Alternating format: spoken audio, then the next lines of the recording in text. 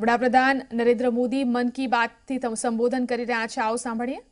स्वाभाविक रूप से ऐसे समय बीते वर्ष की बातें चर्चा में होती हैं तो आने वाले वर्ष के संकल्प की भी चर्चा सुनाई देती है. चाहे व्यक्ति का जीवन हो, समाज का जीवन हो, राष्ट्र का जीवन हो, हर किसी को पीछे मुड़ करके देखना भी होता है और आगे की तरफ जितना दूर तक देख सके देखने की कोशिश भी करनी होती है. और तभी अनुभवों का लाभ भी मिलता है और नया करने का आत्मविश्वास भी पैदा होता है. हम ऐसा क्या करें जिससे अपने स्वयं के जीवन में बदलाव ला सके और साथ ही साथ देश एवं समाज को आगे बढ़ाने में अपना योगदान दे सके. आप सबको 2019 की ढेर सारी शुभकामनाएं. आप सभी ने सोचा होगा कि 2018 को कैसे याद रखा जाए. 2018 को भारत एक देश के रूप में अपनी 130 करोड़ की जनता के सामर्थ्य के रूप में कैसे याद रखेगा, यह याद करना भी महत्वपूर्ण है. हम सबको गौरव से भर देने वाला है. 2018 में विश्व की सबसे बड़ी स्वास्थ्य बीमा योजना आयुष्मान भारत की शुरुआत हुई. देश के हर गांव तक बिजली पहुंच गई. विश्व की गणमान्य संस्थाओं ने माना है कि भारत रिकॉर्ड गति के साथ देश को गरीबी से मुक्ति दिला रहा है. देशवासियों के अडिग संकल्प से स्वच्छता कवरेज बढ़कर के 95% को पार करने की दिशा में आगे बढ़ रहा है. आजादी के बाद लाल किले से पहली बार आजाद हिंद सरकार की 75वीं वर्षगांठ पर तिरंगा फहराया गया. देश को एकता के सूत्र में पिरोने वाले सरदार वल्लभ भाई पटेल के सम्मान में विश्व की सबसे ऊंची प्रतिमा स्टैच्यू ऑफ यूनिटी देश को मिली. दुनिया में देश का नाम ऊंचा हुआ. देश को संयुक्त राष्ट्र का सर्वोच्च पर्यावरण पुरस्कार champions of the earth award से सम्मानित किया गया. सौर ऊर्जा और क्लाइमेट चेंज में भारत के प्रयासों को विश्व में स्थान मिला. भारत में अंतर्राष्ट्रीय सौर गठबंधन की पहली महासभा इंटरनेशनल सोलर अलायंस का आयोजन हुआ. हमारे सामूहिक प्रयासों का ही नतीजा है कि हमारे देश की ease of doing business ranking में अभूतपूर्व सुधार हुआ है. देश के सेल्फ डिफेंस को नई मजबूती मिली है. इसी वर्ष हमारे देश ने सफलतापूर्वक न्यूक्लियर ट्रायड को पूरा किया है. यानी अब हम जल, थल और नभ तीनों में परमाणु शक्ति संपन्न हो गए हैं. देश की बेटियों ने नाविका सागर परिक्रमा के माध्यम से पूरे विश्व का भ्रमण कर देश को गर्व से भर दिया है. वाराणसी में भारत के पहले जलमार्ग की शुरुआत हुई. इससे वाटरवेज के क्षेत्र में नई क्रांति का सूत्रपात हुआ है. देश के सबसे लंबे रेल रोड पुल बोगीबिल ब्रिज का लोकार्पण किया गया. सिक्किम के पहले और देश के 100वें एयरपोर्ट पाक्योंग की शुरुआत हुई. अंडर 19 क्रिकेट विश्व कप और ब्लाइंड क्रिकेट विश्व कप में भारत ने जीत दर्ज कराई. इस बार एशियन गेम्स में भारत ने बड़ी संख्या में मेडल जीते. पैरा एशियन गेम्स में भी भारत ने काफी अच्छा प्रदर्शन किया है. वैसे यदि मैं हर भारतीय के पुरुषार्थ की, हमारे सामूहिक प्रयासों की बातें करता रहूं तो हमारा मन की बात इतनी देर चलेगा कि शायद 2019 ही आ जाएगा. यह सब 130 करोड़ देशवासियों के अथक प्रयासों से संभव हो सका है. मुझे उम्मीद है कि 2019 में भी भारत की उन्नति और प्रगति की यह यात्रा यूं ही जारी रहेगी और हमारा देश और मजबूती के साथ नई ऊंचाइयों को छुएगा. मेरे प्यारे देशवासियों, इस दिसंबर में हमने कुछ असाधारण देशवासियों को खो दिया. 19 दिसंबर को चेन्नई के डॉक्टर जयाचंद्रन का निधन हो गया. डॉक्टर जयाचंद्रन को प्यार से लोग मक्कल मारुथुवर कहते थे क्योंकि वे जनता के दिल में बसे थे. डॉक्टर जयाचंद्रन गरीबों को सस्ते से सस्ता इलाज उपलब्ध कराने के लिए जाने जाते थे. लोग बताते हैं कि वे मरीजों के इलाज के लिए हमेशा ही तत्पर रहते थे. अपने पास इलाज के लिए आने वाले बुजुर्ग मरीजों को वो आने जाने का किराया तक दे देते थे। मैंने thebetterindia.com वेबसाइट में समाज को प्रेरणा देने वाले उनके अनेक ऐसे कार्यों के बारे में पढ़ा है। इसी तरह 25 दिसंबर को कर्नाटक के सुलागिट्टी नरसम्मा के निधन की जानकारी मिली। सुलागिट्टी नरसम्मा गर्भवती माताओं बहनों को प्रसव में मदद करने वाली सहायिका थी। उन्होंने कर्नाटक में विशेषकर वहां के दुर्गम इलाकों में हजारों माताओं बहनों को अपनी सेवाएं दी। इस साल की शुरुआत में उन्हें पद्मश्री से सम्मानित किया गया था। डॉक्टर जयाचंद्रन और सुलागिट्टी नरसम्मा जैसे कई प्रेरक व्यक्तित्व हैं जिन्होंने समाज में सबकी भलाई के लिए अपना जीवन समर्पित कर दिया। जब हम हेल्थ केयर की बातें कर रहे हैं तो मैं यहाँ उत्तर प्रदेश के बिजनौर में डॉक्टरों के सामाजिक प्रयासों के बारे में भी चर्चा करना चाहूंगा। पिछले दिनों हमारी पार्टी के कुछ कार्यकर्ताओं ने मुझे बताया था कि शहर के कुछ युवा डॉक्टर कैंप लगाकर गरीबों का फ्री उपचार करते हैं। यहाँ के हार्ट लंग्स क्रिटिकल सेंटर की ओर से हर महीने ऐसे मेडिकल कैंप लगाए जाते हैं जहाँ कई तरह की बीमारियों की मुफ्त जांच और इलाज की व्यवस्था होती है। आज हर महीने सैकड़ों गरीब मरीज इस कैंप से लाभान्वित हो रहे हैं। निस्वार्थ भाव से सेवा में जुटे इन डॉक्टर्स मित्रों का उत्साह सचमुच तारीफ के काबिल है। आज मैं ये बात बहुत ही गर्व के साथ बता रहा हूं कि सामूहिक प्रयासों के चलते ही स्वच्छ भारत मिशन एक सफल अभियान बन गया है। मुझे कुछ लोगों ने बताया कि कुछ दिनों पहले मध्य प्रदेश के जबलपुर में एक साथ 3 लाख से ज्यादा लोग सफाई अभियान में जुटे। स्वच्छता के इस महायज्ञ में नगर निगम, स्वयंसेवी संगठन, स्कूल कॉलेज के विद्यार्थी, जबलपुर की जनता जनार्दन सभी लोगों ने बढ़ चढ़ करके भाग लिया। मैंने अभी thebetterindia.com का उल्लेख किया था, जहां मुझे डॉक्टर जयाचंद्रन के बारे में पढ़ने को मिला, और जब मौका मिलता है तो मैं जरूर thebetterindia.com वेबसाइट पर जाकर के ऐसी प्रेरक चीजों को जानने का प्रयास करता रहता हूं। मुझे खुशी है कि आजकल ऐसी कई वेबसाइट हैं जो ऐसे विलक्षण लोगों के जीवन से प्रेरणा देने वाली कई कहानियों से हमें परिचित करा रही हैं। जैसे thepositivindia.com समाज में पॉजिटिविटी फैलाने और समाज को ज्यादा संवेदनशील बनाने का काम कर रही है। इसी तरह yourstory.com उस पर यंग इनोवेटर्स और उद्यमियों की सफलता की कहानी को बखूबी बताया जाता है। इसी तरह sanskritbharati.in के माध्यम से आप घर बैठे सरल तरीके से संस्कृत भाषा सीख सकते हैं। क्या हम एक काम कर सकते हैं? ऐसी वेबसाइट के बारे में आपस में शेयर करें, पॉजिटिविटी को मिलकर वायरल करें। मुझे विश्वास है कि इसमें अधिक से अधिक लोग समाज में परिवर्तन लाने वाले हमारे नायकों के बारे में जान पाएंगे। नेगेटिविटी फैलाना काफी आसान होता है, लेकिन हमारे समाज में, हमारे आसपास बहुत कुछ अच्छे काम हो रहे हैं, और यह सब 130 करोड़ भारतवासियों के सामूहिक प्रयासों से हो रहा है। हर समाज में खेलकूद का अपना महत्व होता है। जब खेल खेले जाते हैं तो देखने वालों का मन भी ऊर्जा से भर जाता है।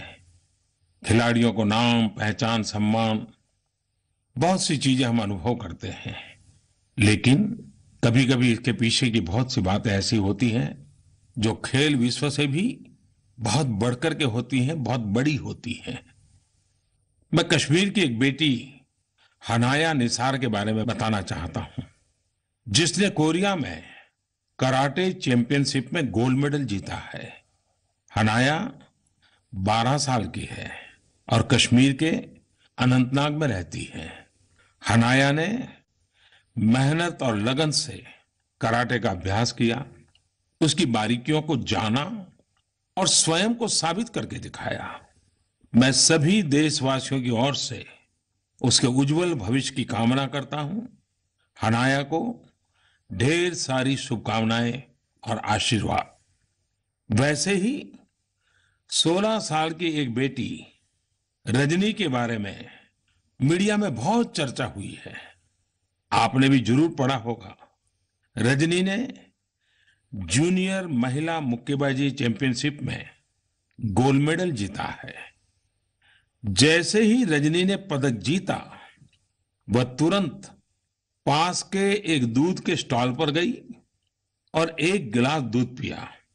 इसके बाद रजनी ने अपने पदक को एक कपड़े में लपेटा और बैग में रख लिया।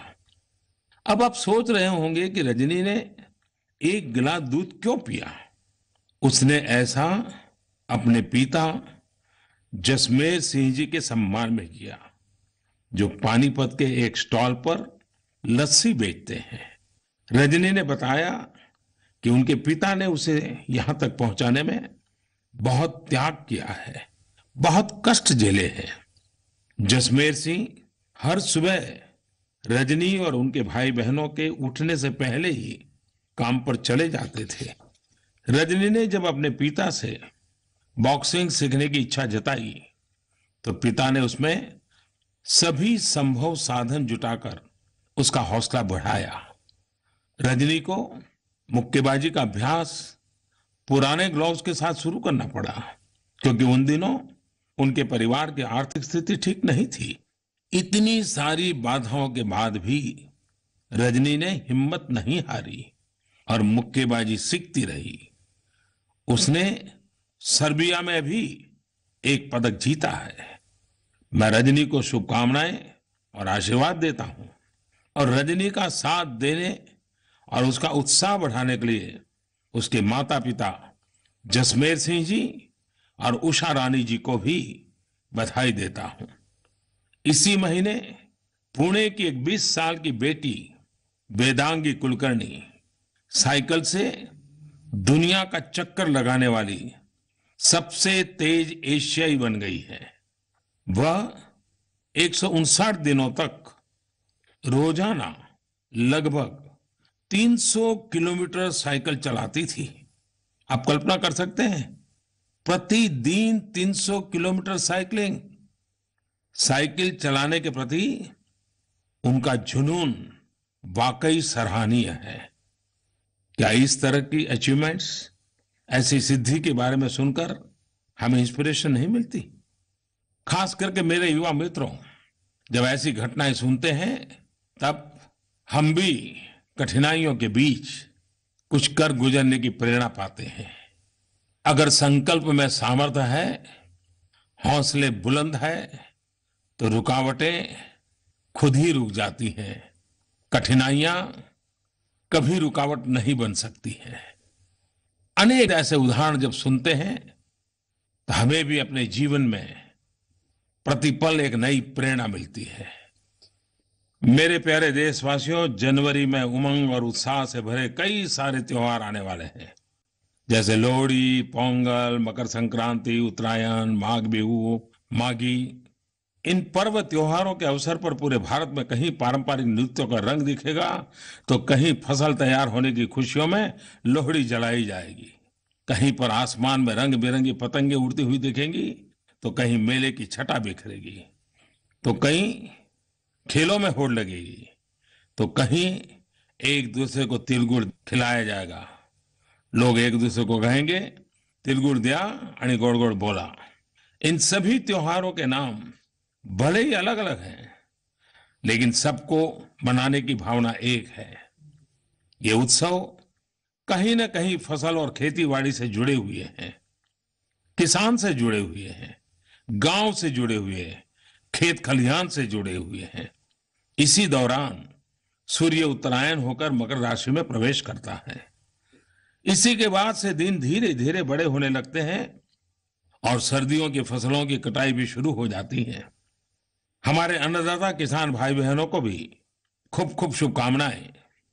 विविधता में एकता, एक भारत श्रेष्ठ भारत की भावना की महक हमारे त्योहार अपने में समेटे हुए है। हम देख सकते हैं कि हमारे पर्व त्योहार प्रकृति से कितनी निकटता से जुड़े हुए हैं। भारतीय संस्कृति में समाज और प्रकृति को अलग अलग नहीं माना जाता। यहाँ व्यक्ति और समष्टि एक ही है।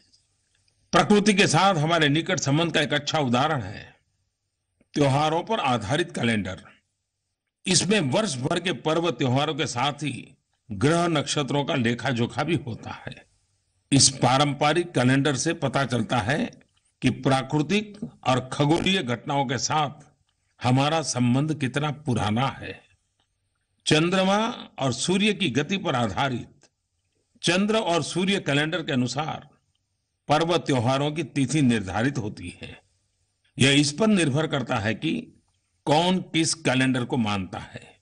कई क्षेत्रों में ग्रह नक्षत्रों की स्थिति के अनुसार भी पर्व त्योहार मनाए जाते हैं।